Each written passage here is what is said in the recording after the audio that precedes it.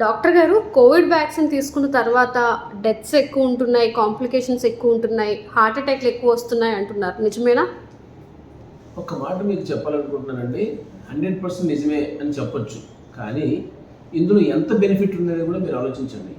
కొన్ని లక్షల మందికి బెనిఫిట్ అవుతే వాళ్ళకి కోవిడ్ రాకుండా ఇది ఆపింది. కానీ కొన్ని నంబర్లు, చేతి వేళ్ళ మీద ఉన్న నంబర్లు, వందల మందికి మాత్రమే ఇలాంటి కాంప్లికేషన్స్ వస్తాయి.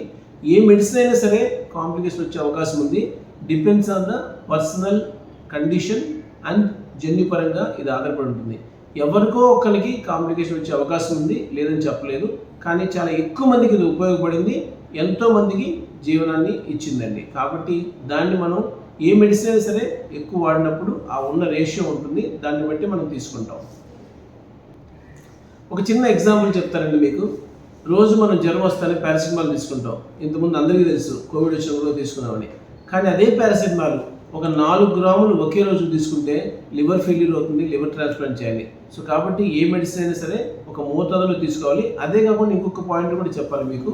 ప్రతి ఒక్క మనిషి ఇదే డిసీజు ఇదే మెడిసిన్ వాడితే ఒక మనిషి రెస్పాన్స్ ఇంకో విధంగా ఉంటుంది. సో కాబట్టి దాన్ని కూడా మనం పరిగణలోకి తీసుకోవాలి. Thank you doctor.